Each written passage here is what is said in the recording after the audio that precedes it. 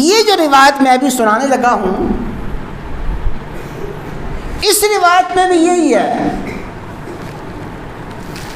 کہ حضرت عثمان پہ الزام لگے، وہ بدقسمت بد نصیب جھوٹے الزامات لگاتا ہے۔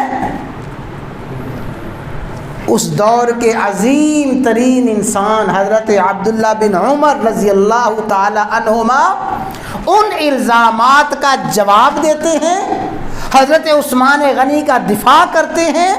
ان الزامات کے بودے اور جھوٹے ہونے کو ظاہر فرماتے ہیں۔ کیا سبق ملا؟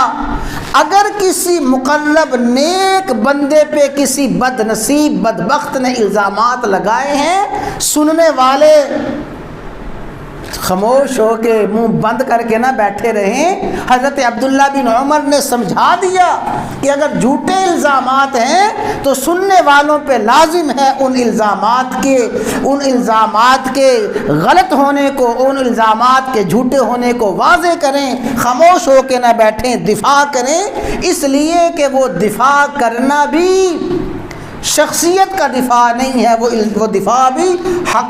حقائق کا دفاع ہے، وہ دفاع بھی صداقت کا دفاع ہے، وہ دفاع بھی سچائی کا دفاع ہے۔ اس موقع پہ جو شخص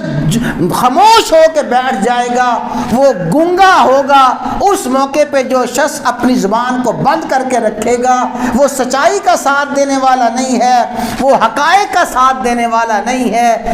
وہ انتہائی بزدل اور انتہائی سچائی سے بھاگنے والا ہے۔